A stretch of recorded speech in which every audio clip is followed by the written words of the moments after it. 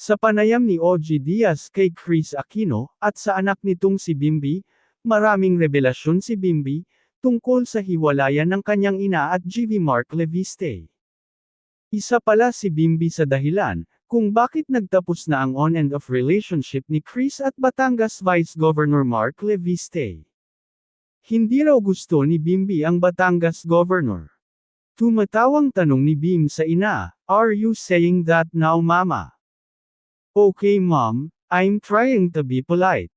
Sagot naman ng mama ng binatilyo, "Yes, I'm telling the truth, hindi okay sina Bim at Vice Gov Mark. It matters to me because Bim knows me best. Siya at si Kuya Josh, yung opinion nila it really matters. Most people would say na dapat yung mga anak ang sumunod sa magulang, pero sa akin kasi they're always be there, and alam ko na ang pagmamahal nila sa akin is pure." Ayon kay Chris, nagsabi si Bim, "Mama, I don't think you really love him, I think you're just sad." At tumatak yun sa utak ko, and yeah it's true.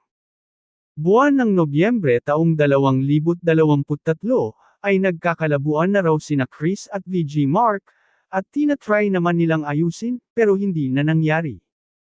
At bago pa pala magdiwang ng kaarawan niya si Chris noong Pebrero ay totally hiwalay na sila.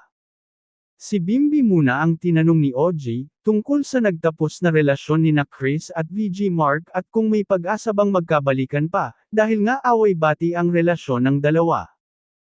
Ani Bimby, "Wala na sabi ng mom ko." "Bakit wala na, dahil may bago na ba?" tanong ni OG. "That's up to mom to say," sagot ng binatilyo kay OG.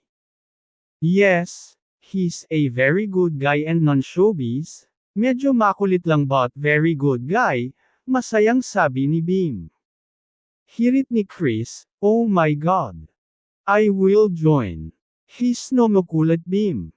Tanong ni OG kung pumupunta pa rin si VG Mark para suyuan si Chris, ani Chris Aquino, kung sumusubok man, sarado na yung pinto.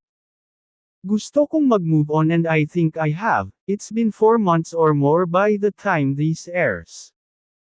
I wish him the best and I'm sure he wishes me well, and I never confirmed publicly, sa kanya naman ang galing lahat."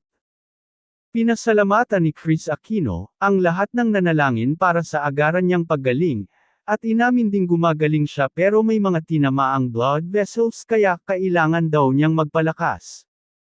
Sa kasalukuyan ang nagpapasaya ng puso at inspirasyon daw ngayon ni Chris ay isang doktor na nandito sa Pilipinas, at siya ang nagbigay ng assurance na magiging okay ang mama nina Josh at Bim pagbalik niya ng bansa.